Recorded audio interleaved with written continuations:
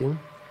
Yeah, it's going to be a tough one, looking at Mali, coming up against this team is going to be, a difficult one for them. But Mali have proved to be a very stubborn side, in this competition. So, I mean, it's going to be a tough game altogether.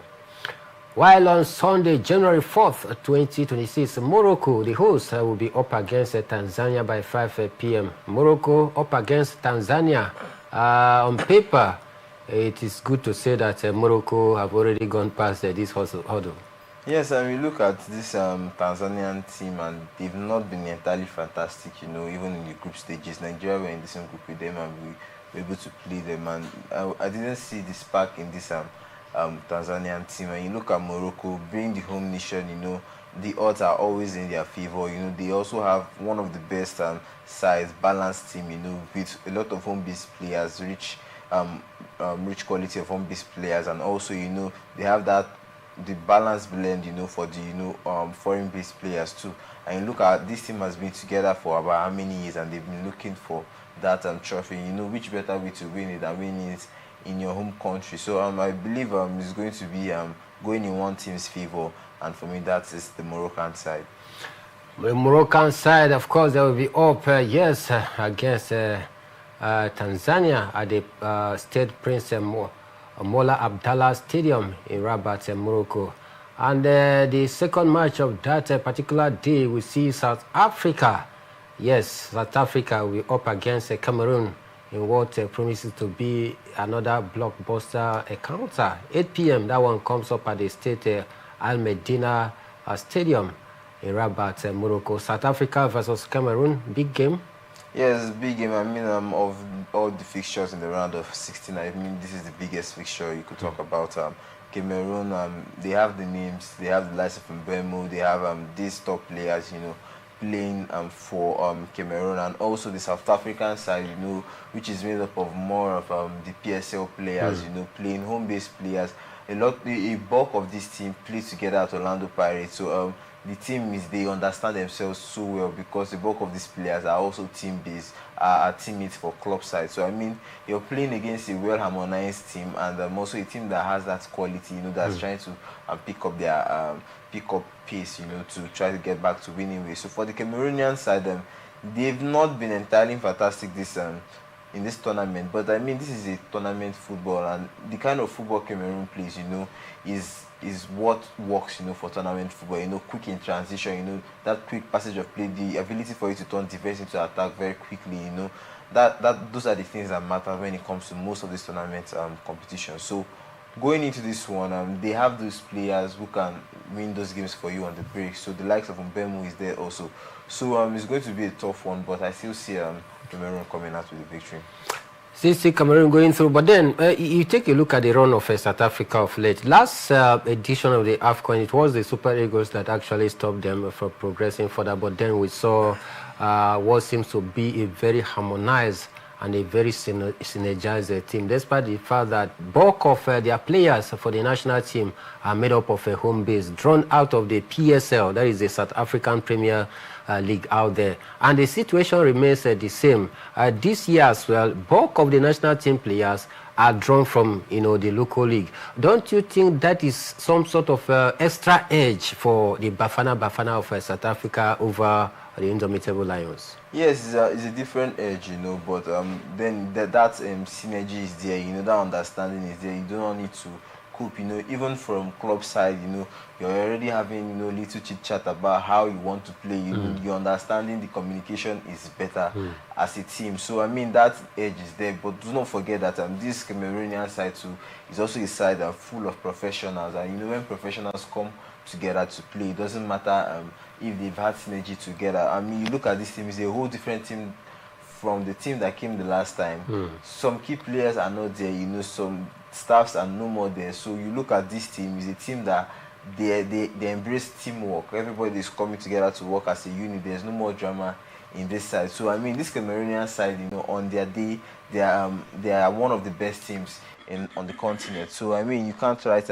Cameroon off, especially when you're coming up against a well-harmonized South African team. All right, still talking about this, Cameroonian side, Palebo.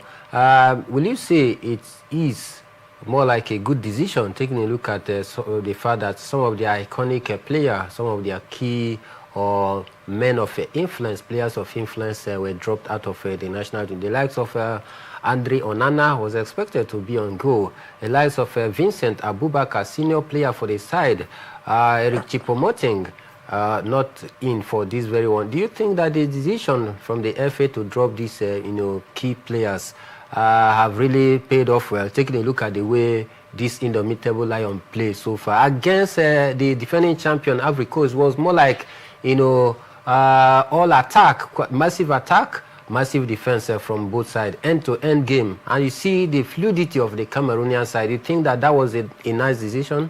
Yeah, so obviously the decision has paid off. Less drama, take away the players, who are there for the drama. And if the coach say he doesn't want you in the team, it means you're not part of the team. And I mean, he knows who and who is for him. He knows who is ready to work. He knows the players that their heads are in the game and the players who are ready to work with him. And I believe you have to pick those that availability for the coach. That's over the talent. If you have players who are ready to go the extra mile for you, I believe they'll do better than a team full of talent, without that hunger to win.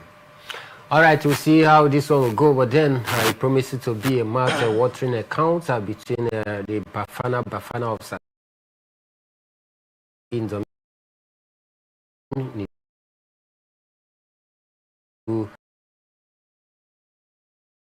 it's a film one day see to at this very public. This is another decent game.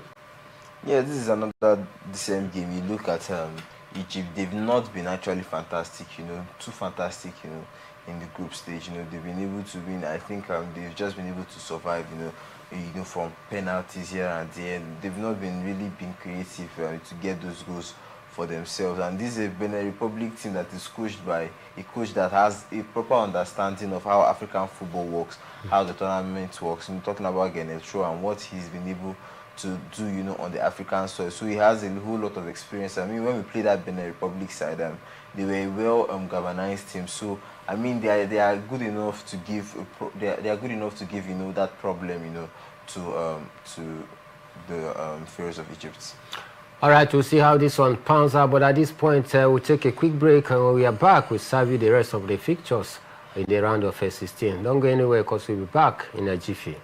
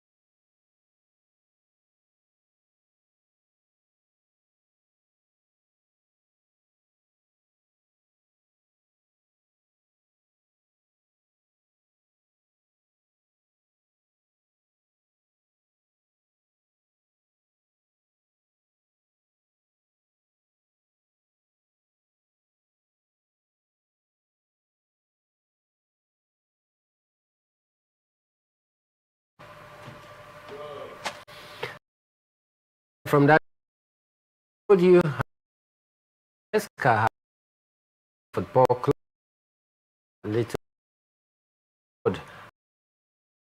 uh,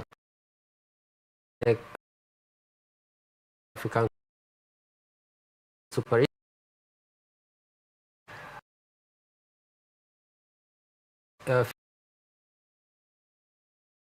Super Eagles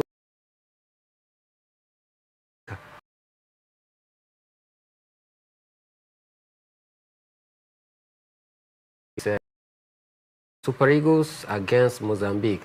Some are divided in their opinion. Some said no, this is more like a weaker opponent. We needed the big opponents so that at least if we go past them, we know that the next opponent will be a lesser evil, in quote. Do you agree with that thought, or you think this is a perfect, pairing for the Super Eagles? This is the perfect pairing, for me, for the Super Eagles. It couldn't get easier than this. I'm not saying that Mozambique is a pushover, but looking at how the Nigeria team is being structured and the way they play currently, you look at how they played too, and this Mozambique side is not a match for Nigeria. So I do expect Nigeria to go through to the round of 16, go through the quarterfinals, against this Mozambique side. I do not expect them, to struggle against this team also. All right, but upset, they say, are bound in football, and the coach has stated earlier before this, fixture that it seems to be in dilemma because of the fact that some of the fringe players that played the last game seems to be as good as the starting 11. Don't you think that with this, selection headache is going to be more like, self-inflicted evil for the Super Eagles? I feel like it's a good headache for Eric Che, having a lot of good players, to choose from. And these players, they showed why they deserve also, a spot in the starting 11. You look at Oyezika, how he was able to perform, getting 2 goals in that one. Also, we saw, talking about Dele Bashiru, he was able to get that first assist in that game. And we saw him, picking up those runs, getting into those pockets of spaces, being open and available for those passes, Those pockets of spaces, we always saw Dele Bashir, he was everywhere, he was a roaming midfielder in that game. So, I mean, some people will tell you he performed better, in the 4-4-2 than Alex Iwobi. So, that headache alone, for me, is a good one. Having 2 quality players, for you to choose from. I just hope you'll be able to make, the right decision, in our next game against Mozambique. All right, keeping our fingers crossed, hoping that Super Eagles are going to do the needful by going past, Mozambique to the next round of the AFCON. Meanwhile, on Tuesday, January 6th, 2026, Algeria will trade tackles against DR Congo by 5 p.m. at the State Prince Haritia Mola El Hassan Stadium in Rabat. How do you see this one panning out? Yeah, you look at how it's going to play out. I do believe it's going to be a tight one, for both teams. Both teams are going to struggle. Also, looking at Algeria and Congo, it's going to be a really tough one. So for me, it's not an easy game. Algeria, one of the 2 teams that finished their group, say that the group, with a maximum 9 points alongside the Super Eagles. DR Congo, we understand they are a very good side as well. But don't you think with the 100% record of Algeria, they're going to make a light work of DR Congo? No, I don't think so. You look at how DR Congo also has, performed recently. You look at the quality of players they have that quality in the team already. So for me, it's going to be a tough one for Algeria. Algeria has been fantastic, yes, but I mean, this is going to be their first real test in this competition, and it's really important to Nigeria, because if Nigeria eventually goes through, they are going to meet either of both teams. So it's one that Nigeria are looking at closely, and Congo recently, has denied us of something very, very important. So I mean, the Nigeria side would want to meet the Congolese team, to just repay back the favor they've done for us. So I mean, it's going to be a tough one, but I don't think you can't call a winner in this kind of game. It's going to be end to end. It's going to be an open game. An open game is going to be more like a litmus test for DR Congo as they come up against it.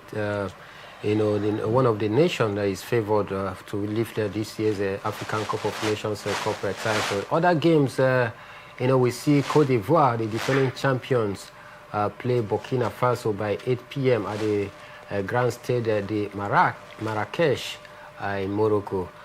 This one defending champion up against, another strong team. Do you see Cote d'Ivoire, pushing aside their opponents?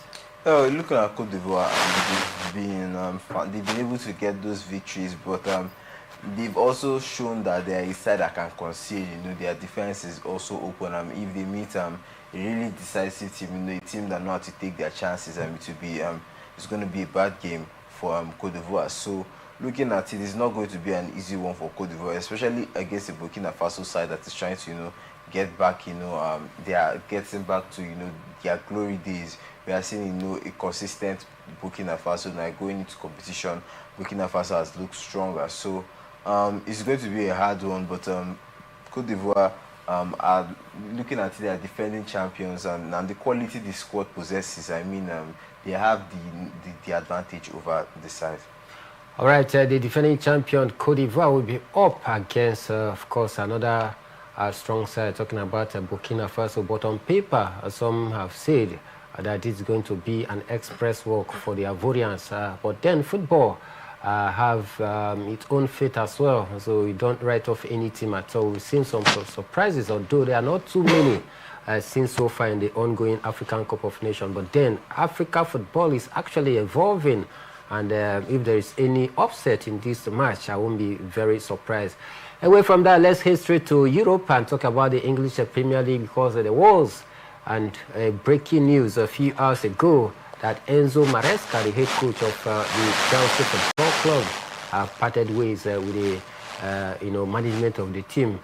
Courtesy of what we hear is about the fact that Enzo Maresca does not have any say in terms of the transfer market, and this has been lingering. With 8 straight English Premier League played, just 2 wins has even further, made matters worse, and this is why they had to part ways early hours of today. Although they said it is under mutual agreement, but then there seems to be sad relationship among these two behind the scene, which in the days to come we are going to dig deep to exhume some of these, behind the issues. But Palebo, this news, did it come to you as a surprise? Yes, it was a shock to it was a shock to all of us, and we knew that if Pep Guardiola eventually leaves Manchester City, Enzo Maresca is one of the favorites, and we expected him to leave at some point. But I did not expect him, to leave at the middle of the season, where he's still in a good position, to fight for the league title, and also he's also in the Champions League. He's qualified to the next year of Champions League. They are in the cup finals, semi-finals already.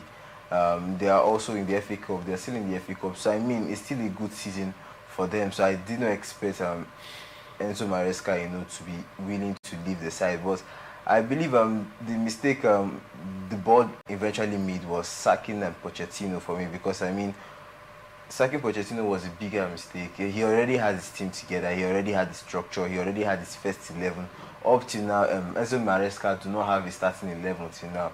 In 2 games, 3 games, you're seeing a different whole set, new pairings of centre-backs, new pairings of full-backs. So, you look at the indecisiveness of Enzo Maresca as a coach, he has not been consistent.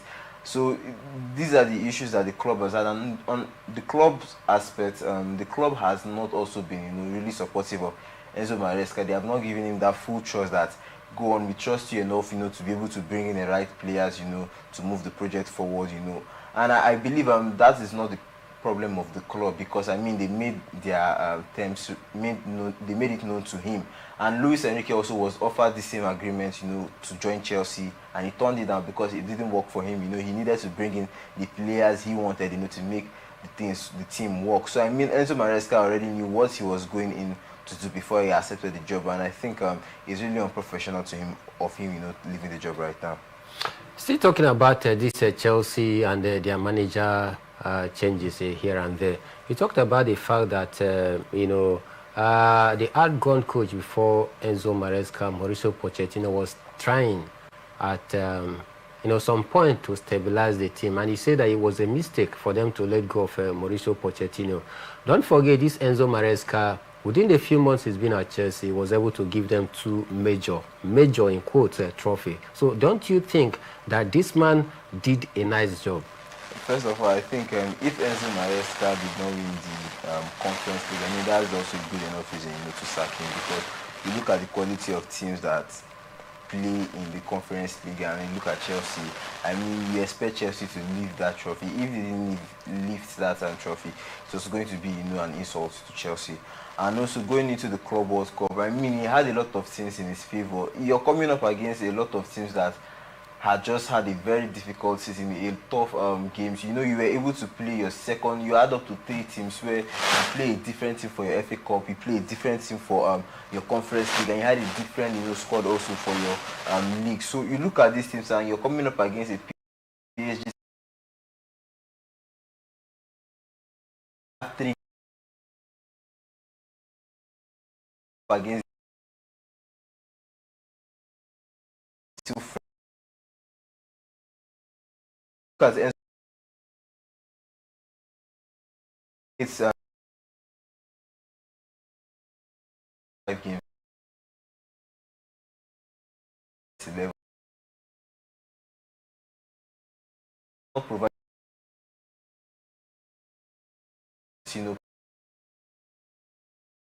at the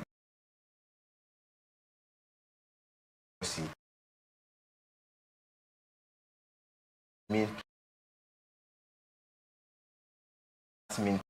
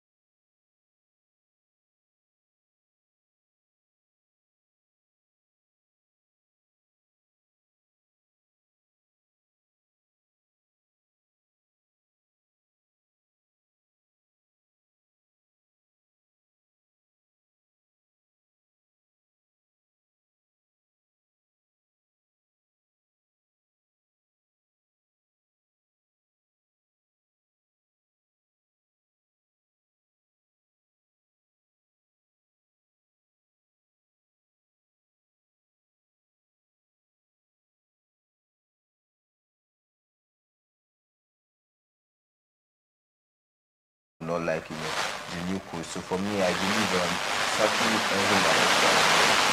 Enzo Maresca was a very big mistake, by the Chelsea forward. So I would prefer, if I was a Chelsea fan, speaking from the Chelsea perspective, I would prefer a coach like Oliver Glasner. But the problem is not getting the coach. The problem is if the coach will be able to agree to the terms of Chelsea Football Club, because I do not see any top coach who director have autonomy, and the board have autonomy over signing the players. So it's going to be a tough one for Chelsea, trying to get a coach. A tough one for Chelsea to try to get a coach. But you said earlier that the season is already over for Chelsea. But then they are seated 5th in the English Premier League, still in the League Cup, the Carling Cup, then still in the UEFA Champions League. So you said their season is over? But then they were there because Enzo Maresca was there to help them do it.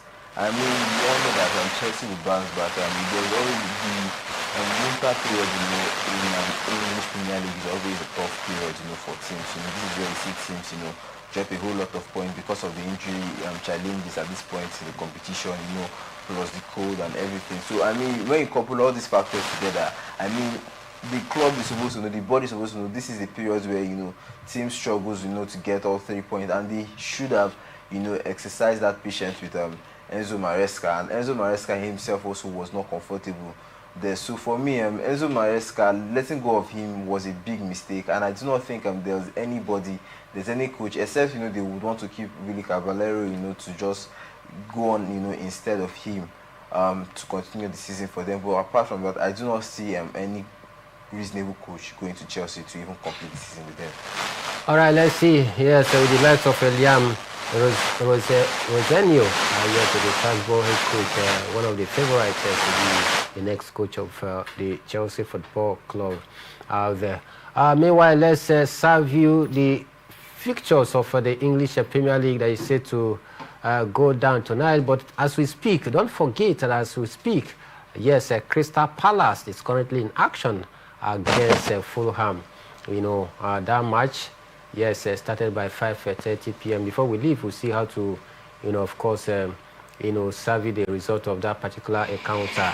And also currently ongoing is Liverpool against Leeds. Will Liverpool, take all 3 points, rejuvenated? Liverpool, 5 p.m. That game started. It's underway as we speak right now. Liverpool have created a couple of chances as we speak. Do you see them taking all 3 points? Yes, Liverpool have looked, convincing, especially, on the ball, and they've been able to, defend their spaces very well. And the Anfield crowd also has been of great support, to this Liverpool side. So I mean, we expect Liverpool. It's still early days in the match, but we expect Liverpool, to collect all 3 points. All right, the one that will come up by 8 p.m. We see Tottenham Hotspur. Yes, welcoming Sunderland as we speak by 8 p.m. Tottenham Sunderland, a big clash. I think it's just one of those average games. Tottenham Brentford is going to be a tough one. Tottenham Brentford, rather. Brentford, has been able to, since the sacking of since Thomas Frank left, Brentford has been trying to get that consistency back, but they've struggled a little bit. And you're looking at Thomas Frank with the Tottenham side, they've been very bad, away from home. They have a very bad record away from home, and they are still inconsistent. So it's going to be a tough one for Tottenham, going to a very strong side, defensively. They've learned to build, they have that solidity, defensively. So it's going to be a tough one for Tottenham going away to Brentford. So it's not going to be an easy game for Tottenham. All right, Thomas Frank will be making a home return to his former side, talking about Brentford tonight by 8 p.m. as Brentford welcome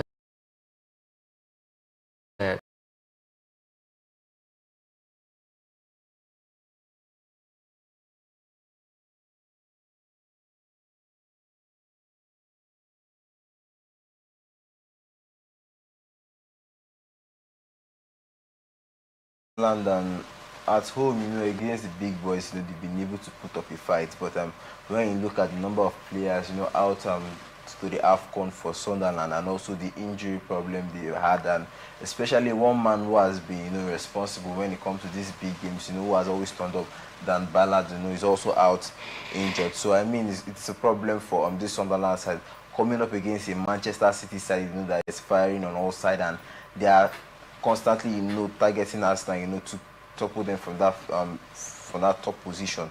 So I mean, it's going to be a tough one for Manchester City. But again, Manchester City, there's a reason why they are a top club. There's a reason why they've won the league 6 times in a row. They've always found a way, to come out of these tough fixtures, successful.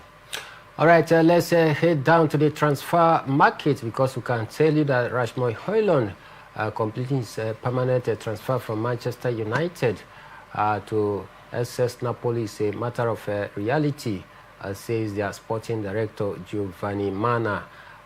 Speaking earlier this month, Rasmus Højlund posted a picture after winning the Italian Super Cup with the caption, "What a great decision looks like," flaunting his Italian Super Cup, to the media out there. When asked if Rasmus Højlund, a permanent transfer to Napoli, was just a matter of a reality, Manna replied, and I said, "As of today, I think so. It's just a matter of formality. Rasmus Højlund will become a player on permanent basis." Great escape route for Rasmus Højlund from his troubled time at Manchester United. Yes, it's a great move, for Rasmus Højlund. It has proven to really be a true and a good decision, for Rasmus Højlund. It just looks like, every player who leaves Manchester United, has gone, to find their form. So, I mean, it's a good one for Rasmus Højlund. He's comfortable in Italy, and I think if he's comfortable there, he should stay there. All right, this is where we drop the anchor for this first day of January Sport Extraordinary on the year 2025. We hope that you had a very great last year, and for this year, we hope more goodies, great things, succor and catharsis will come your way as we look forward for yet another fruitful 2026. On this note, we say arrivederci.